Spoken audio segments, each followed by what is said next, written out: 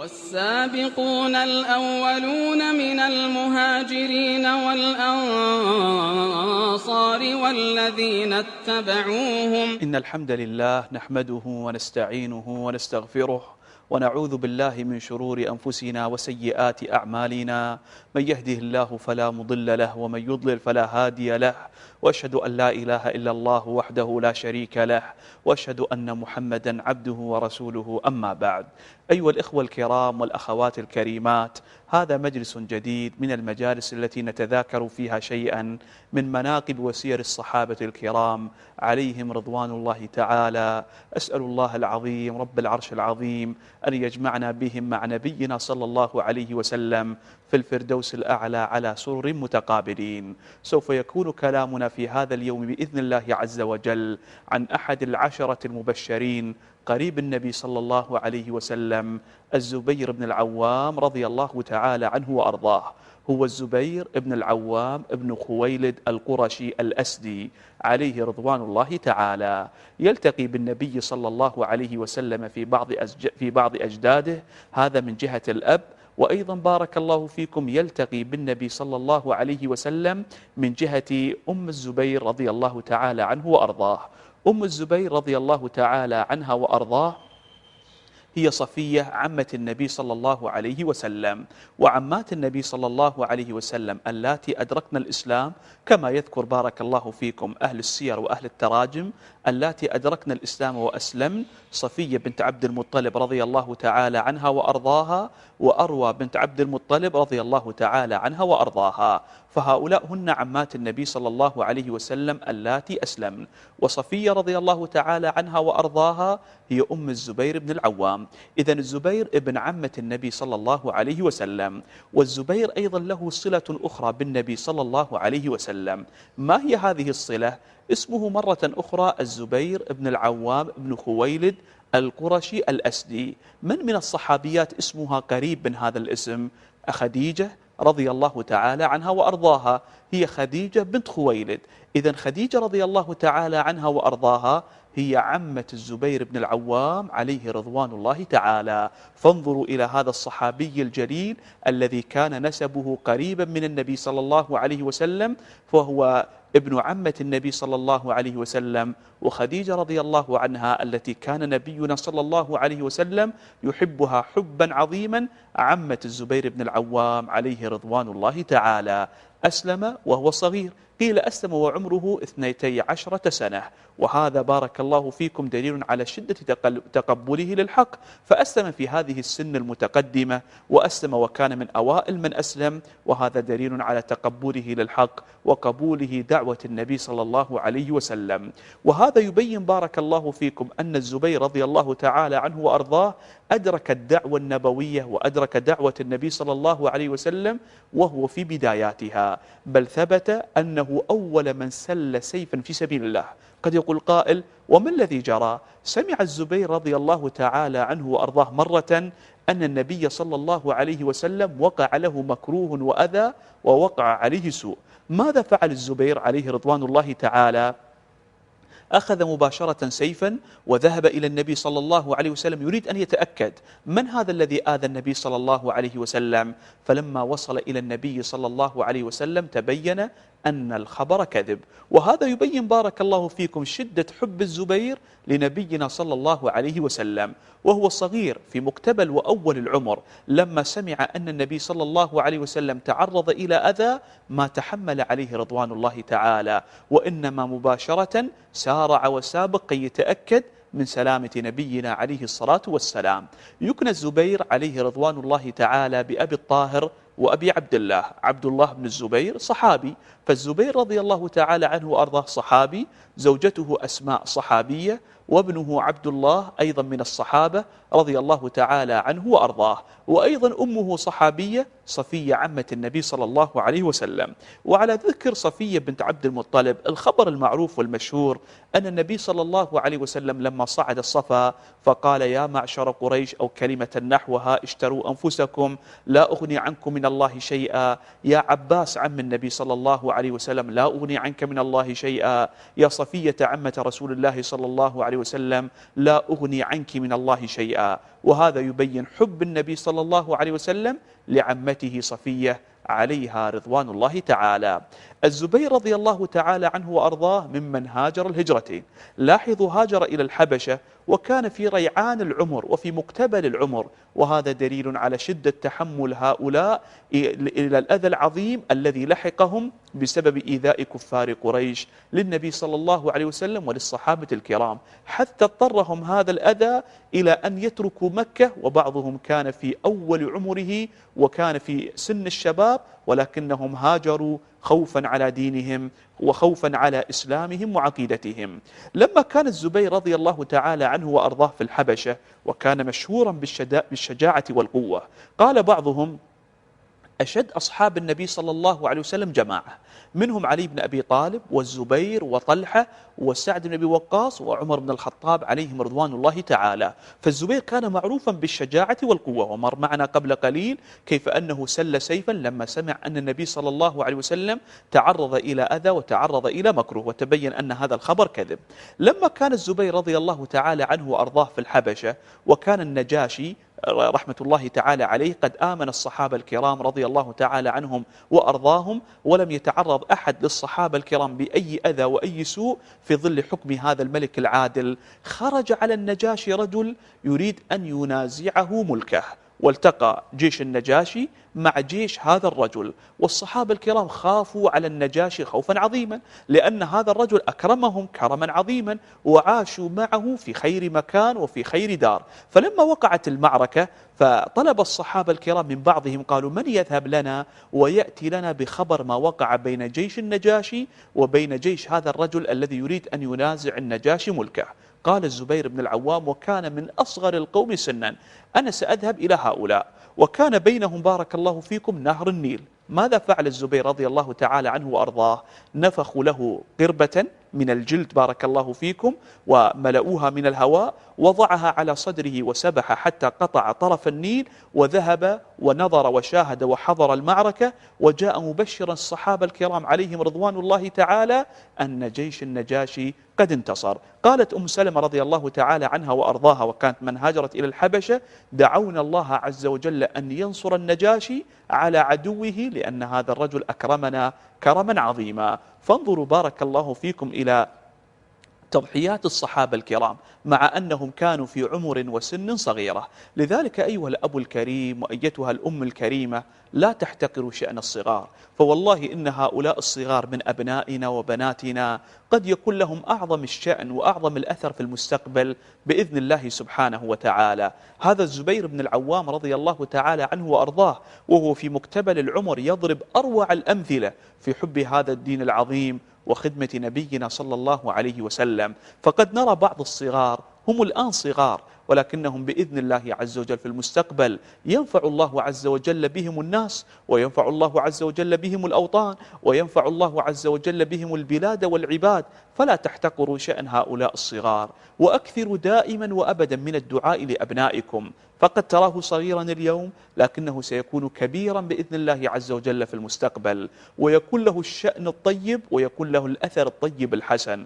أكثر من الدعاء لهم. كم أسمع من بعض الأبناء يقول ما سمعت والدي يدعو لي، بل أحيانا يأتون ويشتكون بأنهم قد سمعوا آباءهم يدعون عليهم والعياذ بالله، وهذا أمر لا ينبغي أبدا أن يكون عليه حال الوالد، ولا ينبغي أبدا أن تكون عليه حال الوالدة. فهؤلاء الصغار يحتاجون إلى رعاية واهتمام، وكان النبي صلى الله عليه وسلم له القدح المعلى في تربية الصغار وحثهم وتشجيعهم وتوجيههم إلى الخير. وسيأتي معنا بارك الله فيكم كيف كان النبي صلى الله عليه وسلم يوجه الزبير رضي الله تعالى عنه وأرضاه حتى أصبح الزبير عليه رضوان الله تعالى من سادة الصحابة الكرام، وحتى كان ما كان من الأمور الطيبة والمناقب الحميدة في سيرته عليه رضوان الله تعالى. ذكرت لكم سلمكم الله أن الزبير رضي الله تعالى عنه وأرضاه من شجعان الصحابة الكرام. مدحوا حسان بن ثابت فقال: هو الفارس المشهور والبطل الذي إلى آخر أبيات ذكرها حسان رضي الله تعالى عنه وأرضاه. إذا كانوا يعترفون له بالشجاعة والفروسية والقوة، خاصة إذا التحمت الجيوش. وكان الزبير رضي الله تعالى عنه وأرضاه ممن شهد جميع المشاهد مع نبينا صلى الله عليه وسلم، فلم يفته مشهد مع نبينا عليه الصلاة والسلام. خرج في غزوة بدر بارك الله فيكم بعض الفرسان الشجعان من الطرف الآخر من كفار قريش، يريد أن يقاتل الصحابة الكرام رضي الله تعالى عنهم وأرضاهم. والزبير رضي الله تعالى عنه وأرضاه كان من أصغر الصحابة سنا من الذين شاركوا في هذه الغزوة وهذه المعركة، فتلقاه الزبير عليه رضوان الله تعالى وقتل هذا الرجل بعنزة. العنزة بارك الله فيكم الرمح القصيرة والرمح الذي لا يكون طويلا. فلما قتل الزبير رضي الله تعالى عنه وأرضاه هذا الرجل بهذه العنزة، أخذ النبي صلى الله عليه وسلم هذه العنزة وأبقاها عنده. فلما قبض النبي صلى الله عليه وسلم أخذ الزبير رضي الله تعالى عنه وأرضاه هذه العنزة. فلما توفي النبي صلى الله عليه وسلم طلبها أبو بكر الصديق وأبقاها عنده. فلما توفي أبو بكر الصديق أخذها الزبير رضي الله تعالى عنه وأرضاه وأبقاها عنده. فلما كان من أمر عمر رضي الله تعالى عنه وأرضاه وتولى الخلافة أخذ هذه العنزة. فلما قتل أخذها الزبير. وكذلك في أمر عثمان عليه رضوان الله تعالى. وكذلك لما كان علي بن أبي طالب رضي الله تعالى عنه وأرضاه أخذها بعض أبنائه.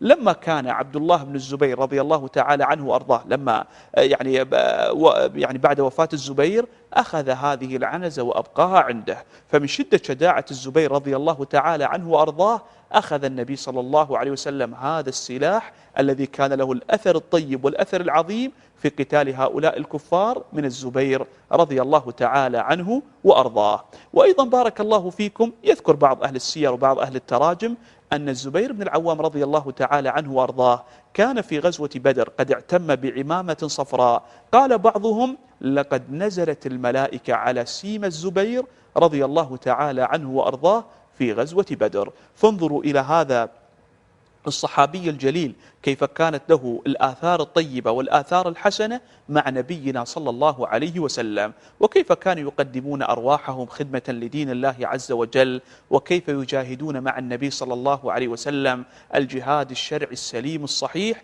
الذي اجتمعت فيه الشروط والأركان، وكان بالفعل جهادا لإعلاء كلمة الله سبحانه وتعالى. الزبير رضي الله تعالى عنه وأرضاه بشره نبينا صلى الله عليه وسلم بالجنة، فقال له النبي صلى الله عليه وسلم: والزبير في الجنة. وأيضا بارك الله فيكم بشره النبي صلى الله عليه وسلم بالشهادة، فذكر النبي صلى الله عليه وسلم في بعض المواقف لما صعد النبي صلى الله عليه وسلم على جبل وكان معه مجموعة من الصحابة منهم الزبير رضي الله تعالى عنه وأرضاه: أثبت أو اهدأ فإنما عليك نبي أو صديق أو شهيد. وهذه منقبة عظيمة جدا للزبير رضي الله تعالى عنه وأرضاه. وأيضا هذا بارك الله فيكم يبين لنا ويؤكد لنا أن الصحابة الكرام كانوا يسمعون المدح من النبي عليه الصلاة والسلام عليهم، ولكن كان هدفهم وقصدهم ابتغاء وجه الله سبحانه وتعالى، وهذا دليل على إخلاص الصحابة الكرام عليهم رضوان الله تعالى. لذلك يقول بعض أهل العلم سلمكم الله إن المخلص لله سبحانه وتعالى لا يلتفت إلى مدح الناس، لا يجعل طلب مدح الناس وثنائهم وذكر كلام الناس الطيب عنه هو الغاية والأساس والهدف الرئيس، وإنما يريد أن يذكر عند الله سبحانه وتعالى. إخواني وأخواتي، قد يمدحنا الناس ويقولون فلان عنده وفلان فعل وفلان صنع، ولكن إذا كان الإنسان بارك الله فيكم ليس له مكانة عند الله سبحانه وتعالى، يا ترى هل سينفعه مدح الناس؟ قد يذم بعض الناس بعض الأفاضل كما فعل كفار قريش وتكلموا على النبي صلى الله عليه وسلم. هل ضر النبي صلى الله عليه وسلم مثل هذا الكلام؟ كان النبي صلى الله عليه وسلم ولا يزال صلى الله عليه وسلم له أعظم المكانة عند الله عز وجل، هو خير من خلق الله عز وجل من البشر. ما ضر النبي صلى الله عليه وسلم كلام كفار قريش عنه، بل ضر كفار قريش كلامهم عن النبي صلى الله عليه وسلم، فرجع ذمهم على النبي صلى الله عليه وسلم عليهم بهم، ولم يتضرر نبينا صلى الله عليه وسلم بأي شيء، بل رفعه الله عز وجل وأصبح ذكره في العالمين. فكذلك إخواني وأخواتي، قد تسمع من بعض الناس بعض الكلمات المزعجة، لا تلتفتوا لها ولا تلقوا بالا لها، واعلموا بأن الرفع والخفض والرفع كله بيد الله عز وجل. فالله عز وجل رفع الصحابة الكرام وفيهم الزبير عليه رضوان الله تعالى إلى هذه المكانة العالية وإلى هذه المنزلة السامية. له من رسول الله قربى قريبة، ومن نصرة الإسلام مجد مؤثل. هكذا يمدح حسان بن ثابت الزبير رضي الله تعالى عنه وأرضاه. ذكرت لكم سلمكم الله أن الزبير كان يحب النبي صلى الله عليه وسلم حبا عظيما، حتى أنه قال وشهد فقال: ما فارقت النبي صلى الله عليه وسلم قط. أي لما كان الزبير رضي الله تعالى عنه وأرضاه يستطيع أن يلازم النبي صلى الله عليه وسلم وسكن في المدينة النبوية، ما فارق النبي صلى الله عليه وسلم، بل كان يلازمه ملازمة عظيمة. وانظروا بارك الله فيكم إلى الأقارب والأرحام كيف كانوا يتعاونون على البر والتقوى. الزبير ابن عمة النبي صلى الله عليه وسلم. نشاهد الآن في أيامنا بارك الله فيكم أبناء العمومة بينهم من القطيعة والتهاجر الشيء الكبير، وأما الزبير فكان يحب النبي صلى الله عليه وسلم ويلازمه ولا يفارقه. وروى عن النبي صلى الله عليه وسلم علما غزيرا وعلما عظيما. ومعلوم بارك الله فيكم أن الإنسان لو أكثر من ملازمة شخص وصاحبه مصاحبة طويلة فإنه سيقف على أحواله وأخباره وشيئا كبيرا من كلامه وحديثه. والزبير عليه رضوان الله تعالى وقف على شيء كبير جدا من ذلك. ولكن لعل قائلا يقول: نجد بأن الأحاديث التي يرويها الزبير عن النبي صلى الله عليه وسلم أحاديث قليلة. أعود أذكر بموضوع بارك الله فيكم ثم أعود إلى موضوعنا. لو تلاحظون سلمكم الله وبارك الله فيكم أن الصحابة الكرام على مقاماتهم العظيمة في التقوى والإيمان كانوا على خوف ووجل عظيم جدا من الله عز وجل. وهذه منزلة رفيعة جدا من منازل الإيمان، أن يكون الإنسان مكثر من الطاعات ومع هذا يخاف من الله خوفا عظيما. ومن عبارات السلف الصالح المشهورة أن المسلم يعمل ويخاف، وأما المنافق لا يعمل ويأمن. كان الزبير بن العوام رضي الله تعالى عنه وأرضاه ملازما للنبي صلى الله عليه وسلم، ولكن كان حديثه قليلا عن النبي عليه الصلاة والسلام. سئل عن ذلك عليه رضوان الله تعالى، قال الزبير عليه رضوان الله تعالى: لقد لازمت النبي صلى الله عليه وسلم كثيرا، ولكني سمعت النبي صلى الله عليه وسلم يقول: من كذب علي متعمدا فليتبوأ مقعده من النار. إذا ما الذي منع الزبير من كثرة الحديث عن النبي عليه الصلاة والسلام؟ خوفه وتعظيمه لله سبحانه وتعالى، خشية أن يضيف إلى النبي صلى الله عليه وسلم كلاما هو ليس متأكدا منه. والإنسان بطبيعة الحال قد يهم في الشيء اليسير، قد يهم في الكلمة، قد يهم في الحرف. فالزبير رضي الله تعالى عنه وأرضاه لشدة حبا للنبي صلى الله عليه وسلم وخوفا من هذا الوعيد النبوي العظيم خشية من ذلك خشية عظيمة. أليس في هذا بارك الله فيكم درس لنا بأن ننتبه سلمكم الله إلى المسائل التي نرويها عن النبي صلى الله عليه وسلم؟ الآن في مواقع التواصل وعبر الأجهزة الذكية يتناقل كثير من الناس أخبار عن النبي صلى الله عليه وسلم، والله لا يتأكدون منها ولا يعرفون هل هي صحيحة أم ثابتة، بل بعضها يحلف الإنسان بين الركن والمقام أن النبي صلى الله عليه وسلم ما قالها أبدا أبدا. ولكن نجد بعض الناس يتساهلون في نشر مثل هذه الأمور. والزبير بن العوام عليه رضوان الله تعالى روى عن النبي صلى الله عليه وسلم علما كبيرا غزيرا، ومع هذا كان يخاف أن يزيد أو يهم في شيء من أحاديث النبي صلى الله عليه وسلم. أي درجة هذه من درجات الإيمان، درجة عظيمة ومنزلة كبيرة جدا. لذلك يقول عامر بن شراحيل الشعبي عليه رحمة الله تعالى: أدركت 500 من أصحاب النبي صلى الله عليه وسلم كلهم يقول طلحة والزبير وعلي وعثمان رضي الله تعالى عنهم وأرضاهم في الجنة. لماذا يشهدون مثل هذه الشهادة؟ طبعا أولا لشهادة النبي صلى الله عليه وسلم لعثمان وعلي وطلحة والزبير بأنهم في الجنة، وأيضا بارك الله فيكم لأنهم علموا ورأوا مصداق كلام النبي صلى الله عليه وسلم من عبادات هؤلاء العظيمة وقربهم الجليلة وخوفهم لله وتعظيمهم لله سبحانه وتعالى وشدة بكائهم وخشيتهم وإجلالهم وتقديسهم وتمجيدهم لله الواحد الواحد القهار. فلذلك بارك الله فيكم لا بد أن ننتبه ونعلم أن من تعظيم الله ومحبة النبي صلى الله عليه وسلم ألا ننسب للنبي عليه الصلاة والسلام حديثا نحن لم نتأكد من صحته. ولو طبقنا هذا الأمر والله لانقطع شر كبير جدا عن الناس، ولو وجدت أن المعلومات المغلوطة المتعلقة بالدين والشرع ميتة بإذن الله عز وجل. لماذا؟ لأن الأول إن وقع في يديه شيء لن ينشره، والثاني إن وقع في يده شيء لن ينشره حتى يتأكد من صحة الخبر عن نبينا صلى الله عليه وسلم. فهنيئا والله لمن كان هذا حاله. لما كان النبي صلى الله عليه وسلم في غزوة الأحزاب، ومعلوم بأنها غزوة عظيمة جدا، الكفار أحاطوا بالمدينة النبوية، فالنبي صلى الله عليه وسلم كان يقول للصحابة: من يأتيني بخبر القوم؟ فيقول الزبير: أنا يا رسول الله. ثم يقول النبي صلى الله عليه وسلم: من يأتيني بخبر القوم؟ يقوم الزبير مباشرة ويقول: أنا يا رسول الله. فيقول النبي عليه الصلاة والسلام: إن لكل نبي حواري، وإن حواري هو الزبير بن العوام عليه رضوان الله تعالى. ما معنى الحواري؟ الحواري بمعنى الناصر والمؤيد. الصحابة كلهم كانوا ينصرون النبي صلى الله عليه وسلم، ولكن هذه نصرة خاصة في هذا الموطن. لذلك مدح النبي صلى الله عليه وسلم الزبير بن العوام بهذا المدح العظيم. فلذلك سلمكم الله وبارك الله فيكم، هذه منقبة عظيمة جدا للزبير عليه رضوان الله تعالى. من المواقف التي وقعت للزبير رضي الله تعالى عنه وأرضاه أنه كان عنده حائط من النخل، مزرعة بستان فيه شيء من النخل، وكان يسقي هذا النخل شيئا من الماء. اختصم هو وأحد الأنصار رضي الله تعالى عنه وأرضاه على شيء من المياه، على توزيع نسبة الماء بين بستان الزبير وحائط الزبير وبين حائط الأنصاري. فذهب الزبير رضي الله تعالى عنه وأرضاه مع هذا الأنصاري إلى النبي صلى الله عليه وسلم.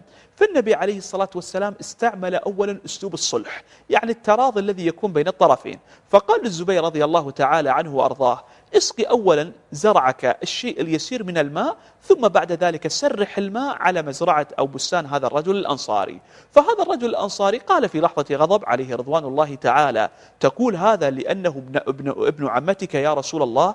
فغضب النبي صلى الله عليه وسلم غضبا عظيما. وهنا جاء الحل بارك الله فيكم في منظور الحكم والقضاء والفصل.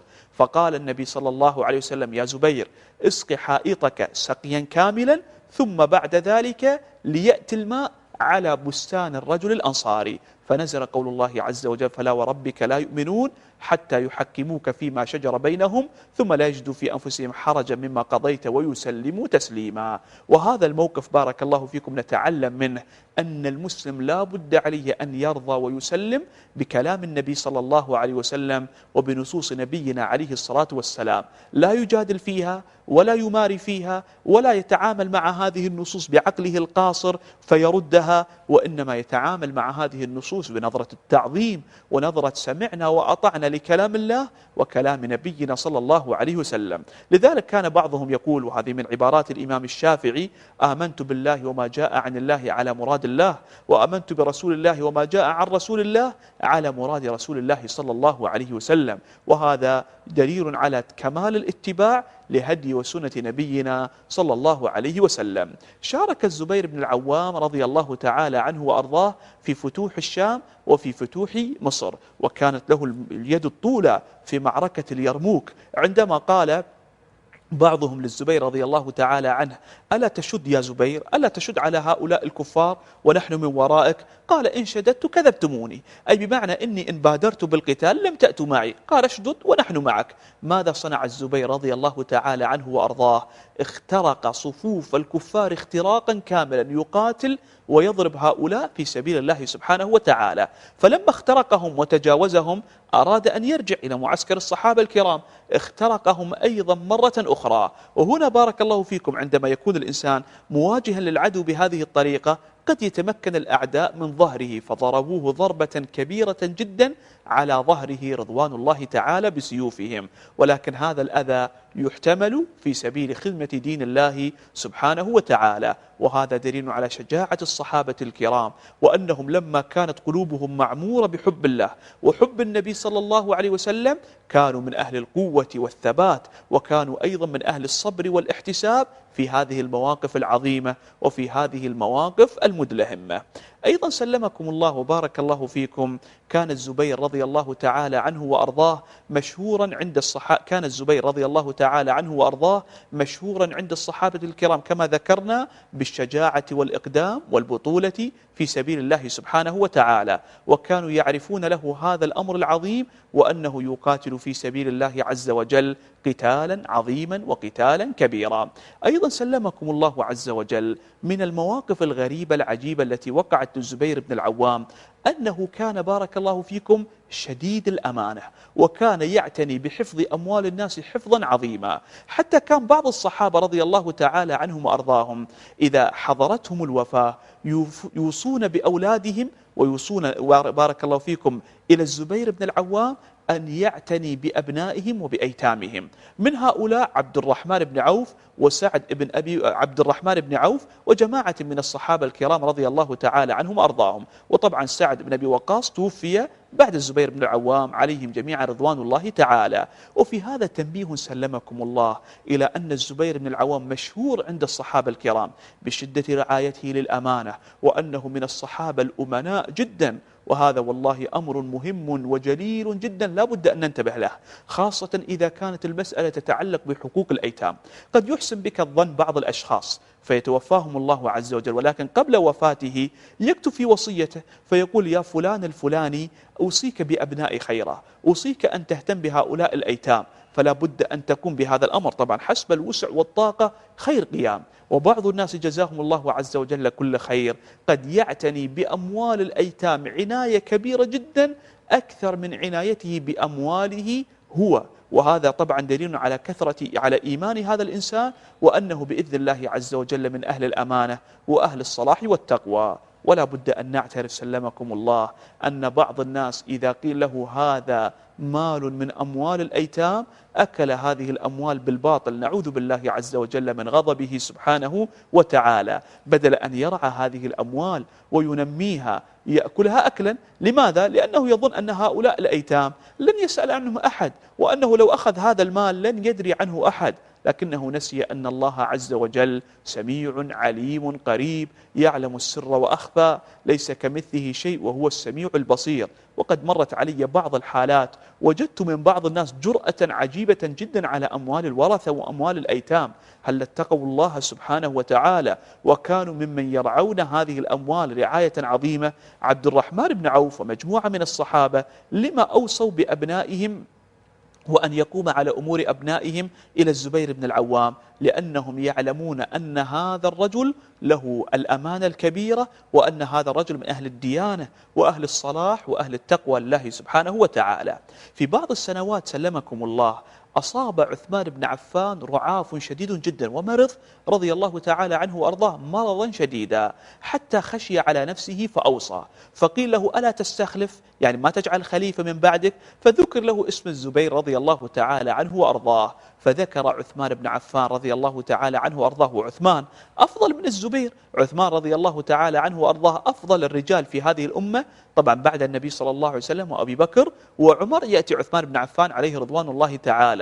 قال الزبير رضي الله تعالى عنه وأرضاه، عثمان الآن يقول عن الزبير: هو من خيرة الصحابة الكرام وهو من أحبهم إلى نبينا صلى الله عليه وسلم. فالصحابة يشهدون أن النبي صلى الله عليه وسلم كان يحب الزبير بن العوام حبا عظيما وحبا كبيرا جدا، وهذه أيضا منزلة عظيمة جدا منازل الإيمان. مر معنا كيف كان الزبير يحب النبي صلى الله عليه وسلم، وأنه ما كان يرضى أن يفوت مشهد وغزوة مع النبي عليه الصلاة والسلام. وفي هذا الخبر عثمان صهر النبي صلى الله عليه وسلم يشهد بأن النبي صلى الله عليه وسلم كان يحب الزبير بن العوام حبا عظيما وحبا كبيرا. وهذه والله الذي لا إله غيره من أعظم المناقب لهذا الصحابي الجليل الذي بشره نبينا صلى الله عليه وسلم بالجنة، وتوفي النبي صلى الله عليه وسلم وهو عنه راض، فهنيئا له الأجر وهنيئا له الثواب، وهنيئا له هذه المنزلة العظيمة الكبيرة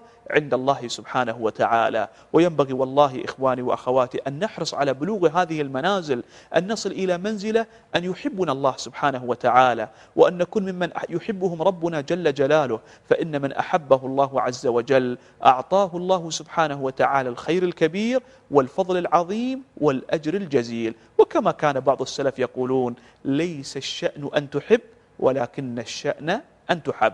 من الصحابة الذين أوصوا إلى الزبير بن العوام أن يعتني بأبنائهم عثمان وعبد الرحمن بن عوف وعبد الله بن مسعود، حتى قال بعضهم 7 من الصحابة أوصوا إلى الزبير بن العوام أن يعتني بأموالهم، فكان ينفق عليهم من ماله عليه رضوان الله تعالى. من المناقب العظيمة للزبير عليه رضوان الله تعالى أن النبي صلى الله عليه وسلم فداه بأبيه وأمه. ففي غزوة الأحزاب قال النبي صلى الله عليه وسلم للزبير بن العوام: ارمي فداك أبي وأمي. وهذه منزلة عظيمة جدا للزبير عليه رضوان الله تعالى، وهي تبين أن الزبير كان يحب النبي صلى الله عليه وسلم، والنبي صلى الله عليه وسلم كان يحب الزبير بن العوام عليه رضوان الله تعالى.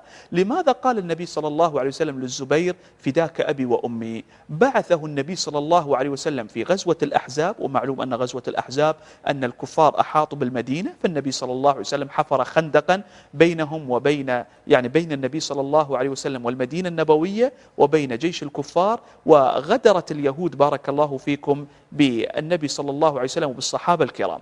فهنا بعث النبي صلى الله عليه وسلم الزبير بن العوام كي يستطلع الأمر، ومعلوم بأن الأمر سلمكم الله سيكون مخيفا، والأمر سيكون عظيما وجليلا، بمعنى بارك الله فيكم أن يبعث صحابي واحد إلى قوم قد اشتهروا وعرفوا بالمكر والغدر والخيانة والخداع كي يتفقد ويتحسس الأخبار، فلا شك ولا ريب أن الأمر سيكون صعبا للغاية. ولكن انبرى لهذا الأمر العظيم الزبير بن العوام عليه رضوان الله تعالى، ففداه النبي صلى الله عليه وسلم بأبيه وأمه عليه رضوان الله تعالى. وهذا يبين سلمكم الله شدة محبة النبي صلى الله عليه وسلم للزبير بن العوام.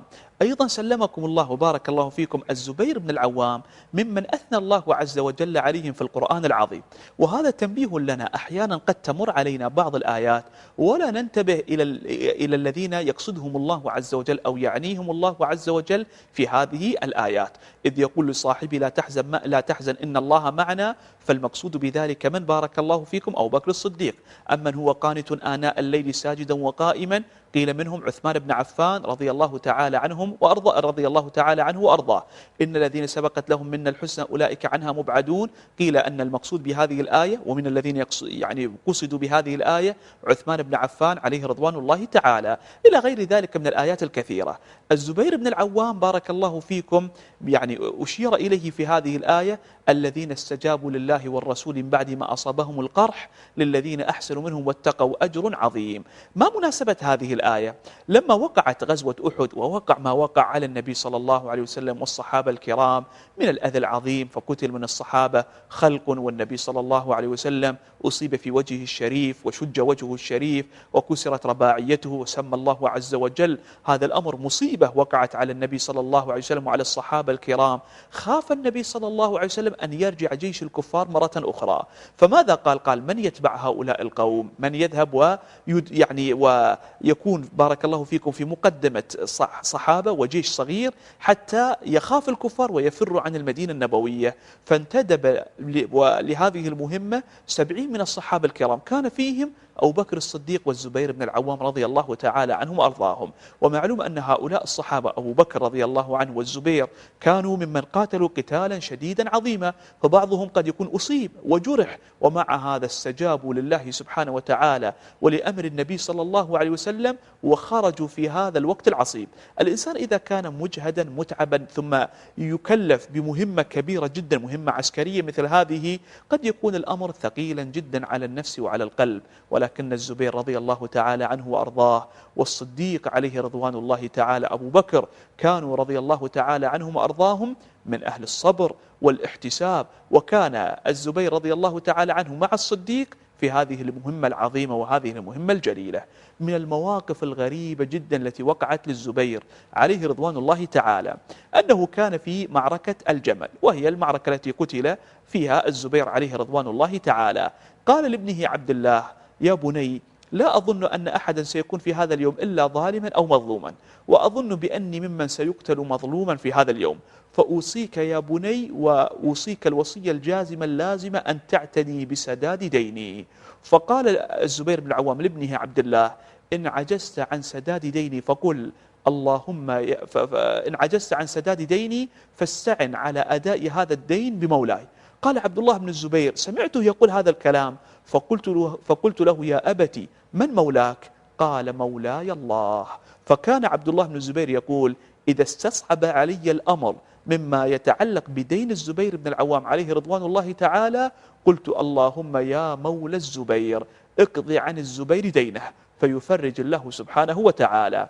الديون التي كانت على الزبير بن العوام بارك الله فيكم 2000 و200,000، يعني مليونين بارك الله فيكم، 200,000 من المال كانت على الزبير عليه رضوان الله تعالى. وما كان طبعا ممن يداين الناس حتى يأكل أموالهم، حاشاه عليه رضوان الله تعالى، ولكنه كان يتعامل مع الناس تعاملا سمحا وتعاملا كريما. كان بعضهم يأتي ويضع أمانة عند الزبير بن العوام، فكان الزبير خشية أن يضيع هذا المال يقول هو دين علي وسلف علي حتى لا يضيع هذا المال، وحتى يهتم بهذا الأمر اهتماما كبيرا. هذا الدين الكبير من أين يسدد عن الزبير رضي الله تعالى عنه وأرضاه؟ ولكن من دعا الله وتوجه إليه وسأله يسر الله عز وجل له كل أمر. فكان عند الزبير بن العوام قطعة أرض بيعت هذه الأرض، ثم بعد ذلك سددت جميع ديون الزبير بن العوام عليه رضوان الله تعالى.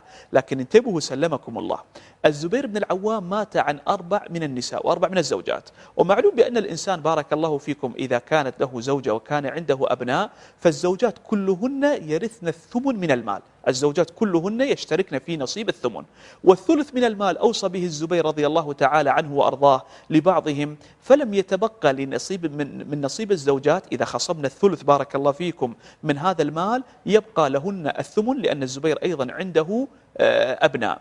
فكان نصيب كل امرأة من هؤلاء النسوة 1000 و200,000، يعني بارك الله فيكم 1,200,000 من المال نصيب كل امرأة ونصيب كل واحدة منهن. مجموع ما تركه الزبير رضي الله تعالى عنه وأرضاه من المال الذي سدد به دينه وأعطي للورثة وأعطي للفقراء والمساكين، مجموع هذا المال 50,000 بارك الله فيكم، يعني تقريبا 50,200,000 من المال تركه الزبير عليه رضوان الله تعالى. وفي هذا تنبيه لنا سلمكم الله، انظروا إلى النية الطيبة عندما أخذ أموال الناس، وخشي الزبير رضوان الله تعالى عليه أن يموت وأن يقتل في هذا الموقف الصعب وهذا الموقف العظيم، أكد على ابنه عبد الله: أدي هذه الديون عني وسددها عني. فقام ابنه عبد الله بهذه المهمة خير قيام، بل ما قسم تركة والده، حتى نادى في الحج: من كان عنده شيء على الزبير فليأتي حتى نسدد له. نادى في الحج 4 سنوات من شدة عنايته بهذا الأمر العظيم وهذا الأمر الكبير. وبعض الناس هداهم الله عز وجل يأكلون أموال الناس بالباطل ولا ينتبهون لها، يأخذونها وبعضهم يضمر الشر ويضمر ألا يرجع أموال الناس. وما كان والله هذا هو حال الصحابة الكرام عليهم رضوان الله تعالى. وأيضا في هذه منقبة للزبير بن العوام عليه رضوان الله تعالى أنه كان يستعين على إنجاح حوائجه وعلى تيسيرها بالله الواحد القهار جل جلاله وتعالى ملكه وسلطانه. اشدد يديك بحبل الله معتصما فإنه الركن إن خانتك أركانه. توجه والجأ إلى الله عز وجل. إخواني وأخواتي، للدعاء الله عز وجل لذة لا يعلم بها إلا الله سبحانه وتعالى. هذا الكف يمد إلى الله، يطلب من الله سبحانه وتعالى ولا يطلب من أحد. قل إن صلاتي ونسكي ومحياي ومماتي لله رب العالمين. لذلك إذا وقعت في كرب قل يا الله يسر لي أمري وافتح علي وعني والطف بي. الله يغضب إن تركت سؤاله، وبني آدم حين يسأل يغضب. لو كان عندي زميل كل يوم أطلب منه يا فلان أعطني، سيرضى في اليوم الأول، اليوم الثاني، اليوم الثالث، ثم تجد من طبيعة البشر أن نفوسهم لا تتقبل كثرة الإلحاح في الطلب. وأما الله عز وجل فيطلب منا أن ندعوه: أمن يجيب المضطر إذا دعاه ويكشف السوء ويجعلكم خلفاء الأرض. لذلك كان النبي صلى الله عليه وسلم والصحابة الكرام يعلمون أن مقاليد جميع الأمور بيد الله عز وجل، خزائنه ملأى، يده سحاء الليل والنهار، يعطي العطاء العظيم. يقول سبحانه وتعالى: هل من داع فأستجيب له، هل من سائل فأعطيه، هل من مستغفر فأغفر له. هذا هو الكرم العظيم. فالله عز وجل هو الكريم الجليل المنان الرزاق الوهاب. لذلك المطلوب منا أن نلجأ إلى الله عز وجل دائما وأبدا، وأن نتوجه إليه سبحانه وتعالى. وكم والله جرب الناس صدق اللجأ إلى الله والانطراح بين يديه سبحانه وتعالى، فوجدوا لذلك تأثيرا عظيما وأثرا كبيرا جدا أيها الإخوة الأفاضل. ولكن من لم يعرف ولم يذق حلاوة الدعاء عند ذلك قد يستهين بشأن الدعاء ويعلق قلبه بالله عز وجل. ولا زلت أتعجب ممن يرى أن هذا الكون كله خلق الله سبحانه وتعالى، وأن الله خلق هذه السماوات العظيمة وخلق هذه الأرض الكبيرة، وهو الذي أرسل محمدا صلى الله عليه وسلم وخلق الملائكة وخلق الجنة وخلق النار. ثم بعد ذلك يتوجه للسحرة والكهان والمشعوذين والدجالين ويعلق على رقبته خيطا وعلى عضده خيطا، وينسى أن الذي بيده مقاليد الأمور إنما هو الله الواحد القهار. وكيف يهنأ للإنسان قرار أن يترك اللجأ إلى الله عز وجل ويتوجه لغيره سبحانه وتعالى. هذه الوصية العظيمة التي أوصى بها الزبير ابنه عبد الله: إذا استعصى أو استصعب عليك أمر فاستعن على إنجاح وقضاء هذا الدين بمولاي. ابنه عبد الله يستغرب: من هذا مولاك يا أبتي؟ فيقول له: الله. فكان عبد الله بن الزبير إذا استشكل أو استصعب عليه أمر يقول: اللهم يا مولى الزبير اقضي الدين عن والدي. فلذلك لابد علينا أن ننتبه لهذا الأمر. والزبير رضي الله تعالى عنه وأرضاه طبق وصية النبي صلى الله عليه وسلم: إنك أن تذر ورثتك أغنياء خير لك من أن تذرهم عالة يتكففون الناس. أقوام كانوا يحملون أرواحهم على أيديهم حبا لله عز وجل، لا نظن بهم أبدا أن نفوسهم كانت معلقة بالدنيا، حاشاهم رضي الله تعالى عنهم وأرضاهم، ولكنهم كانوا يعلمون أن الإنفاق على الأبناء وعلى الأسرة من القرب التي يحبها الله عز وجل. ولما ماتوا تركوا لأبنائهم ثروة وتركوا لأبنائهم مالا وخيرا وفضلا، وهذا والله من حسن الرعاية للأبناء. بعض الناس عندما يتوفاهم الله عز وجل لا يتعب الورثة معهم، فالحمد لله والدهم بفضل من الله وتوفيق من الله طبعا قد ترك لهم شيئا من المال يستعينون بهذا المال إلى أن ييسر الله عز وجل الأمور ويقفون على أقدامهم. وبعض الناس سامحهم الله عز وجل يفني ماله هنا وهناك في صفقات تجارية خاسرة من البداية دون دراسة ودون وعي ودون إدراك، أو يفني ماله في أمور محرمة وفي أمور لا ترضي الله عز وجل، فيترك ورثته فقراء يتكففون الناس ويطلبون منهم ويحتاجون إليهم. وهذا والله ليس من حسن الاهتمام بالأبناء. إنك أن تذر ورثتك أغنياء خير لك من أن تذرهم عالة يتكففون الناس. أحيانا بعض الناس يريد أن يتمتع بشيء من أمور الدنيا، يريد أن يشتري كذا وكذا من الأمور الغالية الباهظة النفيسة، ولكن يمنعه من ذلك أنه يريد أن يترك لأبنائه شيئا من المال كي يستعينون بذلك على مسائل الدنيا. وهذا من حسن الرعاية للمال ومن حسن استغلال المال فيما يحبه الله عز وجل. إخواني وأخواتي، ليس كل أمر يأتي في أذهاننا من أمور الدنيا نبادر بشرائه، ليس كل ما نشتهيه نشتريه، وإنما لابد أن ننظر إلى العاقبة. فكم من أب أراح أبناءه بعد موته، وكم من أب نسأل الله العفو والعافية كان سببا لشقاء أبنائه في حياته وحتى بعد موته، نسأل الله عز وجل العفو والعافية. يموت هذا الوالد والناس يركضون وراء الأبناء: أرجعوا لنا أموالنا التي أخذها أبوكم، وأرجعوا لنا هذه الديون، وأرجعوا لنا أموال القروض، ويقع الأبناء في إحراج عظيم جدا. وأيضا بارك الله فيكم في موقف الزبير مع ابنه عبد الله، وأنه أوصاه أن يسدد عنه الدين، دليل على أنه ربى أبناء التربية الحسنة والتربية الطيبة، ورباهم على الخوف من الله عز وجل. وكم تمر على الإنسان أحيانا بعض الحالات الأب يوصي بوصية، ولكن الأبناء لشدة تكالبهم على الدنيا ينسون وصية والدهم ولا يبادرون حتى لسداد الدين المتعلق برقبة والدهم. وهذا أخشى أن يكون من عقوق الوالدين بعد موتهم، نسأل الله عز وجل العفو والعافية. قتل الزبير بن العوام رضي الله تعالى عنه وأرضاه في في السنة 36 من الهجرة النبوية الشريفة. وهكذا كانت حياة هذا الصحابي الجليل الذي عاش مجاهدا في سبيل الله عز وجل، محبا لله سبحانه وتعالى، محبا لنبينا صلى الله عليه وسلم، وكان صاحب قرابة وصلة بالنبي عليه الصلاة والسلام. أسأل الله العظيم رب العرش العظيم أن يجمعنا بالزبير بن العوام والنبي صلى الله عليه وسلم وسائر العشرة المبشرين بالجنة والصحابة أجمعين مع آبائنا وأمهاتنا وولاة أمرنا وأزواجنا وأبنائنا في الفردوس الأعلى على سرر متقابلين. والله تعالى أعلم، وصلى الله وسلم على نبينا محمد وآله وصحبه أجمعين.